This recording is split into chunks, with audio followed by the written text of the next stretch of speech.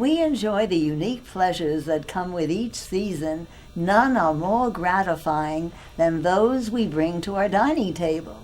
I'm Esther Bloom. Welcome to another show in Pace TV's series with San Diego's multi-talented opera-singing chef, Elizabeth Podsiadlo, who will delight us with her culinary magic celebrating the autumn season. It's great to see you again, Elizabeth. It's great to see you too, Esther. I'm very excited about today's meal. It's perfect for this time of year, harvest and the fall. I think you're really going to enjoy it. Well, what kind of treat have you got for us? Well, it's kind of European, actually. When it comes right down to it, we're going to take some beautiful pork ribs and we're going to make a sauerkraut soup. Yes, everyone's like, sauerkraut soup, Yeah. but you get a good balance, and I think you're really going to enjoy it, and you serve it over boiled potatoes. So no, it's not turkey, and no, it's not pumpkin pie, but it's perfect for this time of year when you need something to warm your insides, from that, fend off that cold San Diego chill, Sounds exciting. Yes, and don't forget, the second half, I'm going to do a pumpkin upside-down gingerbread cake. No pumpkin. It's an upside-down gingerbread cake. So when you smell the gingerbread wafting through the studio, you'll be sure and come back because I want you to taste it. Oh, I'm definitely going to. And I understand you have a couple of other surprises for us. I do. I have a little surprise, and we'll talk about her later. I'll see you in a bit. All right. Thank you very much, Esther. As I was saying, today we're going to make a sauerkraut soup, and this is a recipe that my mother made when I was young, and I loved it. Of course, I grew up where there was a cold winter, and there was nothing like this to really fill that void of cold. But I'll tell you, it's best served with some good pumpernickel bread, so it's kind of a German dish. I'm a little different. This is different than how my mother used to do it, because she herself would use like a pork shoulder roast, which is fine if you want to clean off all that fat. First, we start with a very good ingredient for any stock, and that is water. We're starting with some boiling water. I'm going to turn my stove on here and get this going. As you can see, it's steaming. Lovely, beautiful steam. And what we're going to do is we're going to add our ribs, okay? So these are just pork ribs, okay? There's a little fat on them, but we'll take care of that later. And I'm going to carefully put these ribs in here, like so. Okay? They're going to be boiling along with some beautiful ingredients to season the water because the ribs are going to take on the flavor of whatever you add. So we'll start off by adding a little allspice. I'd say about 5 or 6 or 9 or 10 or whatever you like. We'll put those in there. Okay. We'll put a little bit of some cloves in there. You can use whole cloves if you like. I'm just going to put a little clove powder in there. It gives it it gives the stock a nice color. Okay, so we've got that. We're going to put a mixture of 1 stalk of celery and a couple carrots that we have peeled. But if if the carrots are nice, you don't have to peel them necessarily. Just take off the top and the bottom. And then we're going to add an onion. You want to have that onion for the really, really good flavor adds to any stock. You don't want to miss that. And how I discovered making it this way as opposed to the way my mother did was I just hated throwing away the stock that I would get when I would parboil my ribs for grilling. And I said, gee, that's a great stock. I think I'll try my mom's sauerkraut soup. I'm going to go ahead and cut this in half. And I'm going to carefully put this in here. Now what's going to happen here is, and don't forget we must add a little bit of some pepper. And you can grind it in big grinds because we're going to strain all this out. And we're going to add some salt.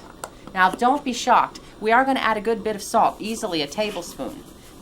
But remember, we're starting with water. We're not starting with a pre-salted stock, so it's going to be good. Now, as you're in the kitchen, you'll notice this will start foaming. We're just going to let this cook for a while, and we can foam off the pork. Now, my mother would say, don't add the spices until you've done the foaming, because you're going to end up foaming off your spices. Well, Mom knew best, but you do it however you like it, as long as you like it. That's the key, right? Okay, since this is our fall show, I had come across a beautiful duet by Mendelssohn called Herbstlied, and it talks about soon the leaves will be falling, and soon the songbirds will be leaving, and soon the chill of winter will be coming. I'm going to be joined today by my beautiful soprano friend, Victoria Unish, who will be joining me in a Mendelssohn duet called Herbstlied. And what's going to happen is we're going to go ahead and let this boil and cook and churn, and while that's happening, we're going to go ahead and sing our song. Come on in, Victoria. Come on in to the studio. Hello, Elizabeth. Oh, it's good to see you. Happy fall. Happy fall. You look beautiful. The studio smelling amazing. Oh, it is going to be amazing. We'll go ahead and start with this this beautiful song. Let me get to the right. We're going to use words this time just because it would be very, very good to know what I'm saying here. Okay, Autumn Song, Erps Lied. And whenever we say the word bald, that will tell you. When we say the word bald, that means soon. So you know what bald means. Okay, here we go. Ach, wie so bald verhallen der Regen, wandelt sich Frühling in Winterzeit. Ach, wie so bald in trauernde Schweigen, wandelt sich alle der Fröhlichkeit. Bald sind die letzten Klänge verflogen, bald sind die letzten Sorge gezogen. Bald ist die letzte Zeit, alle sie wollen heimwärts sehen, alle sie wollen heimwärts sehen. Bald ist das letzte Grund dahin, alle sie wollten heimwärts sehen. Ach, wie so bald verheilt der Regen, wandelt sich Lust in sehnendes Leid. Wart ihr am Traumen, liebe Gedanken, süß wie der Lenz und schnell verweht. Süß wie der Lenz und schnell verweht. Eines nur eines vernehmen, eines vernehmen. Es ist das Sehen, das nimmer vergeht. Ach, wie so bald verhallet der Regen, ach, wie so bald verhallet der Regen, ach, wie so bald verhallet der Schweigen, wandelt sich alle die Freudigkeit, wandelt sich alle die Freudigkeit. Ach, wie so bald, wie so bald, ach, wie so bald, ach, wie so bald. Good job. That was fun. Thank you, fun. John. All fun. Well, bald. Soon the soup will be ready. As a matter of fact, by the magic of television, which you're told never to say as a TV host, stay with me. Our soup is almost done here. Now, what has happened? Well, what we did was the old switcheroo, and we took the pot with the raw ribs and put them aside, and we brought out the stock from the ribs that I had prepared earlier. Now, Victoria, it's a gorgeous color stock, as you can see, just a beautiful sea, and that was part of the clove and the pork, but there's nothing in there.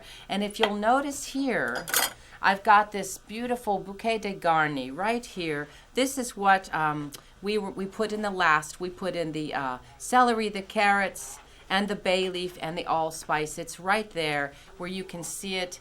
And we strained the liquid out of all that, and we pulled the ribs. And what we've done here is I've saved 2 ribs so you can see what I'm doing. I took my knife and I chiseled out any obvious fat that was on there. And then I took the beautiful meat that has been cooked till it falls off the bone, and I'm breaking it off into pieces like this, just beautiful. If you have puppies, these bones are pretty soft. You've cooked them up and they'll love it. Leave a little bit on for them and they will love this. A little rich, so don't blame me if you have problems later. My dogs can take it. I don't know about yours. But my dogs are used to good treats, you know, lamb and pork bones. Okay, so as you can see, I'm just pulling all this beautiful meat off of here. And what we'll do is we will take the meat that we have just cleaned off. It's very simple from this point on. We're going to take the caraway seed. I don't know what nutrition's a little. I'd say about a teaspoon of caraway. That's a lot. If you like caraway, that'll be good. And then we'll go ahead and put the pork in here. It's all been cleaned and it's lean. And I made this stock the night before, so the next day I was able to skim off that layer of fat. You know, that was really good to get rid of that extra fat. So what we've got is beautiful nutrients and vitamins. We've got vitamin A from the pork, and then this is a jar of sauerkraut. Now, some people like to buy it cold. I buy it in the jar. But please, I really encourage you to strain your sauerkraut and rinse it once. Because if you don't, this will be a very tangy soup and you'll be going that Chef Elizabeth is nuts. Well, that's true. But I have actually rinsed this. I put it back in the jar so it was easy to carry. So we're going to go ahead and just put all of that sauerkraut in here. And you're thinking, sauerkraut soup, it still just doesn't seem quite right, does it, right? So we've got the pork, and we've got the sauerkraut. And, you know, my mother would leave the allspice berries, and she wouldn't strain any of that out, Victoria. So what we would do now is we will take our potatoes. Oh, wow. Yeah, we've got some boiled potatoes. And we'll turn this up, and this has been cooking. So this is pretty warm, but it shouldn't scald you. Your beautiful palate, your soprano palate. Wasn't she lovely to come on? It's beautiful, too. Thank you. Oh, my goodness. Okay, so we'll just take a couple potatoes here. And, you know, just peel and boil your potatoes. This is very German. We have potatoes every day, never rice. God forbid, rice. Okay, and before I do this, I want to taste the broth to make sure it's salty enough. You saw we put a good tablespoon in, but that was a lot of water. And here we go. So I'll take a little sip here. You know, I think it could use a little, but I can truly taste the clove. Mom never added clove. I don't know what she would say. All right, Victoria, I'm going to double dip, but you know what? It's going to come to a boil. All right. I got to taste. That's part of my job. Right now, you're going to have to taste. It's going to be part of your job. Hang on. Can't wait. It smells delicious. I hope you like it. And if you don't like it, you got to fake it. You realize that, right? Okay. So I'll pull out a little bit of the pork and a little bit of the sauerkraut out there and a little broth. And I encourage you, mash your potatoes. There you go. And your spoon there. Take a little bite. You're under pressure here, you know. Like I said, you got to pretend you like it, even if you don't. She told me before the show, she just pours sauerkraut. I'm just kidding. I love sauerkraut. Okay, here we go. Oh, that's so good. It is good, thank you. Wow. But I will tell you, if it sits and cooks for another 5-10 minutes, it'll get better. And if you maybe even wanted a little more flavor, you could actually put those rib bones in if they were pretty clean to add to the even a more bold structure for the stock. But the longer it cooks, the better. You're so sweet. so good. I Well, love the thank you. caraway in it. I thank you and enjoy. And I'm going to start with with making a beautiful gingerbread upside down cake. So don't go too far because we'll all be sharing in that. But thank you for that. Thank you, Gorgeous. Elizabeth. Well, now what we're going to do is we're going to make another dish. It's going to be a pineapple upside down gingerbread cake. It's easy, it's wonderful, and it's very homey. So, but before I go, I want to encourage you to try this soup. And I'll tell you, if your soup is anything like mine, it's better the second day after it just sits in that, gets better and better. But serve it over those boiled potatoes, just like I was showing you before. You take your potatoes and you put them in. Just a whole potato will do for one person. You can kind of, my mother would always do a little bit of this chopping. And then make sure your potatoes are not quite as al dente as mine are. And add your pork. Now think of all that vitamin C from the sauerkraut and the vitamin A from the pork and the caraway for flavor. And this is how you would serve this at home with a beautiful piece of pumpernickel bread. Would be just awesome.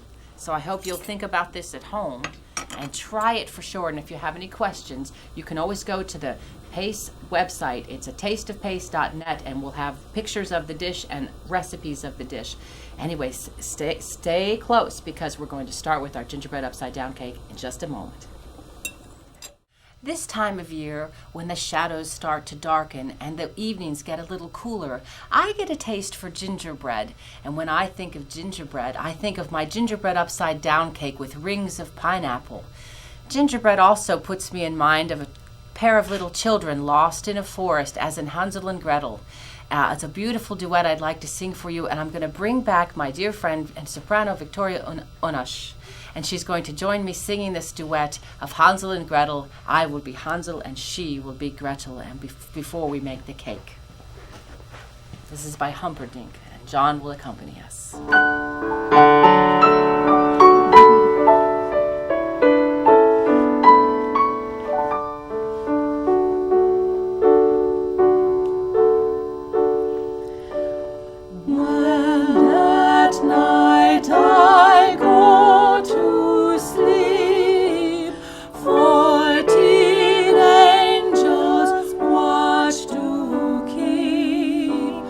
To my head are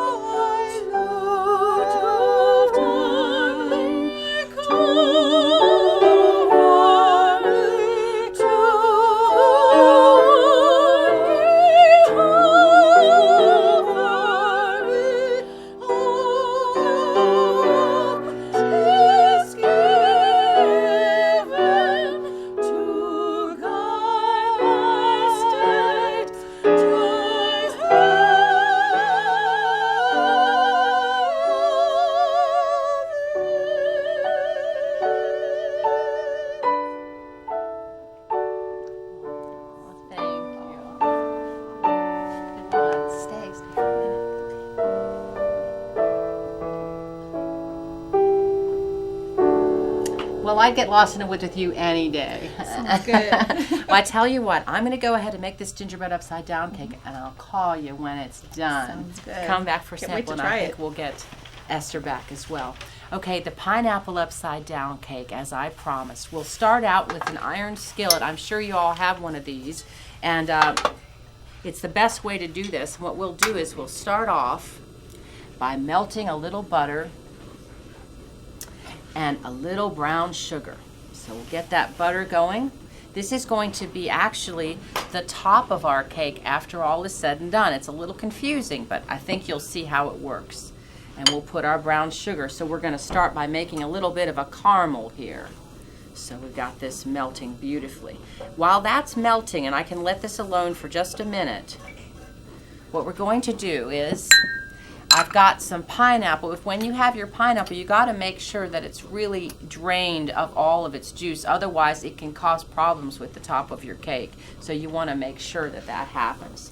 And we'll go ahead and keep stirring this, make sure we don't burn it. You don't want to burn this. This will make it very bitter on top, although I got to tell you, I've done it and I've eaten it, and it's pretty good if you like that. But hey, if you're drinking French roast, you like burnt. Okay, so this is looking really good. It's all dissolved here. It's beautiful. We'll turn this down just a smidge. While we're doing that, we're going to add the other ingredients to our flour. This is the dry ingredients involved in this cake. What we have is we have a tablespoon of cocoa powder. We have a teaspoon of of cinnamon. And we have another tablespoon of ginger. We got to have the ginger because it's gingerbread.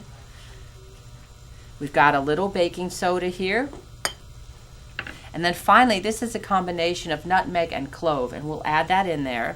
And we'll take a fork, or you could take a whisk or whatever you like, and just kind of stir that until it's well incorporated. Now don't forget, you need to have a little salt when you're making something sweet, otherwise it won't have that beautiful contrast of flavors. I believe it's about a half a teaspoon to a teaspoon, although you can find the recipe online when you're preparing it to be sure. Okay, so we'll go ahead and do that. This is looking really very good. And you kind of want to get it till it's almost emulsified, and it'll actually become, it'll have one body. You'll see as it happens. While we're waiting for this to happen over here, and we'll have to turn it down again. What we'll do over here in our mixer, we're going to go to our mixer and we're going to start with a couple of, no, we're not going to do that. We're going to take our butter. We'll start with our butter. And we're going to mix the butter up and add some brown sugar. So we're creaming the butter with this brown sugar. Okay. The recipe says actually you could use melted butter, but this is room temperature, so it'll do just fine. Okay. Once this gets going pretty well, you can then add your egg. I'm moving back and forth pretty quickly here. The cameras are going to have to keep up with me, but they do here at the Pace Studios a great job. So as you can see, this is taking a beautiful color on it. It's an amber color, and I think it's looking pretty good. Good enough to where I'm going to turn this off. And I'm going to turn this off. And I'm going to set these pineapple in here right now. Yes, you're going to watch me do that. We'll take the pineapple rings that have been pressed of their liquids, and I'm going to set them right in this butter mixture with the brown sugar. Just like that. Okay. Okay, we have room for one more. Perfect. Okay. Now, this is turned off, so it's sizzling because it's very hot, but this is off so far. We'll turn the mixer back on. We're going to add our eggs, 2 eggs.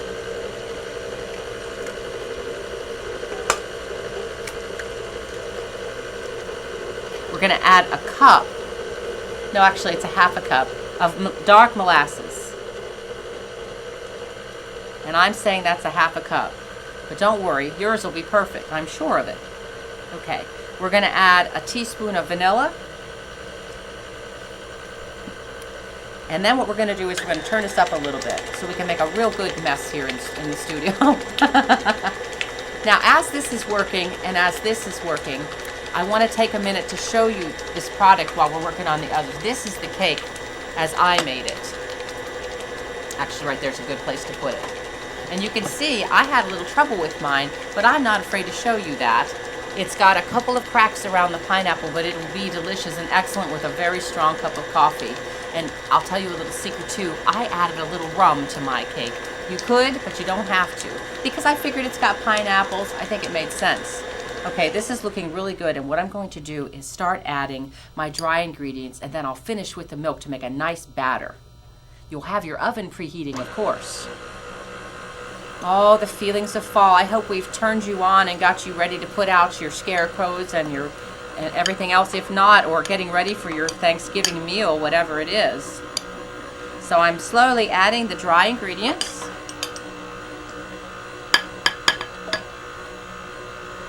And that should blend it in pretty well. And then what I'm going to do is finish off with the milk. And that will thin out this mixture. And you'll get a better picture of this mixture just as soon as I pour it into the frying pan. It's doing a really good job of incorporating that. The best part of this, of course, is the taste, right? It's a beautiful gingerbready color. I'm going to scrape the bottom because I'm using one of these mixers that doesn't quite make the bottom, and you want to be sure it's well incorporated. Give it a little high for a minute, get some air in there. That's what that's good for. All right. Once I was cooking with this mixer, and I was showing off a little in front of a friend of mine, and I said, well, I have to clean the beaters, and I proceeded to lift it up as it was still going.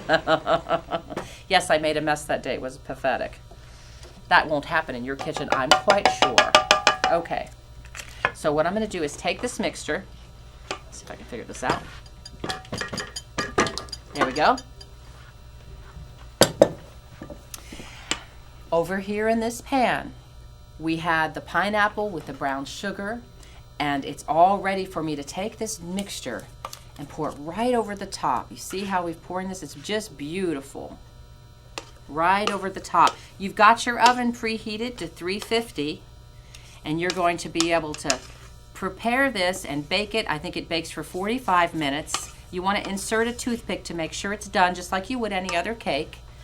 And I got to tell you, the most intense moment with this cake is when you have to invert it onto a plate. But I'm telling you, it really does work. If you use the right amount of butter and the right amount of brown sugar, and you bake it till it's done, and then you'll let it sit for 10 minutes after you've pulled it out of the oven to cool, and you'll put a plate on top of it, and you'll invert it. You say a little prayer, and the next thing you know, it pops out, and you got a gorgeous, gorgeous cake. So I'm going to show you this cake here, but before I do, I'm going to clear off my table because I got some company coming. We're going to bring both Esther Bloom on, I hope she's in the studio still, and also my friend Victoria, and I'm going to give them a little sample of this cake. But we're going to be doing it with the fingers today because Chefie didn't bring her extra forks. But I do have one manga jonga knife. That's what we call a big knife. Now that's a knife, eh? It's my ham knife. Okay, here we go. A ham for a ham? Don't even say it. Don't even go there. I dare you. All right, come on, Victoria and Esther. Here we go.